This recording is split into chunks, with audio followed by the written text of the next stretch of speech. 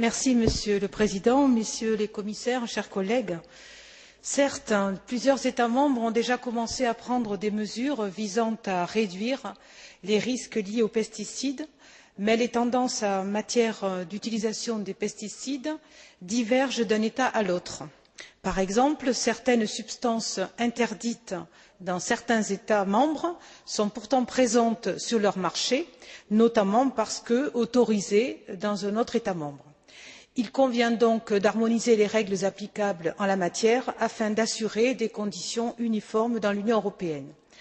Le groupe ADLE se positionne en faveur d'un encadrement strict des pesticides, mais tenant compte du fait que le recours aux pesticides est une nécessité et une réalité. Nous avons quelques amendements pour rendre le texte plus applicable, en gardant un principe de promotion des alternatives plus sûres et non chimiques. Mon groupe souhaite que les objectifs de réduction des volumes utilisés se focalisent sur les substances dangereuses. Nous avons tenu à cosigner un amendement relatif à l'article 4 sur les plans d'action nationaux qui fixe un objectif de réduction de fréquence d'application au niveau communautaire de 20% dans les 10 ans et des taux pour les substances dangereuses 50% d'ici 2013.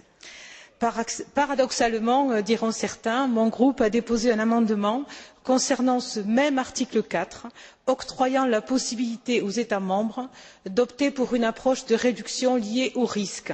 En fait, cette approche de réduction des risques est plus en phase avec la réalité, mais moins aisée à calculer qu'une approche de réduction par les volumes. Nous avons tenu à déposer cet amendement car nous souhaitons que les discussions entre institutions qui suivront le vote en première lecture se portent également sur cette question. Je souhaite maintenant aborder quelques points précis. En ce qui concerne la protection des masses d'eau, il semble plus cohérent de recourir à des actions appropriées fonction du milieu géologique plutôt que de fixer une distance minimum pour les zones tampons. Il semble légitime de vouloir protéger des zones spécifiques de vie telles que les parcs, les jardins d'enfants, les proximités d'écoles, parce qu'à proximité de ces zones, l'utilisation des pesticides devrait être limitée au minimum nécessaire, voire interdite, et la priorité devrait être donnée à des méthodes non chimiques. Concernant la question très sensible de la pulvérisation aérienne, la proposition de la Commission européenne avait beaucoup de sens. Interdiction de principe avec dérogation justifiée. Néanmoins, le texte de la Commission environnement est acceptable.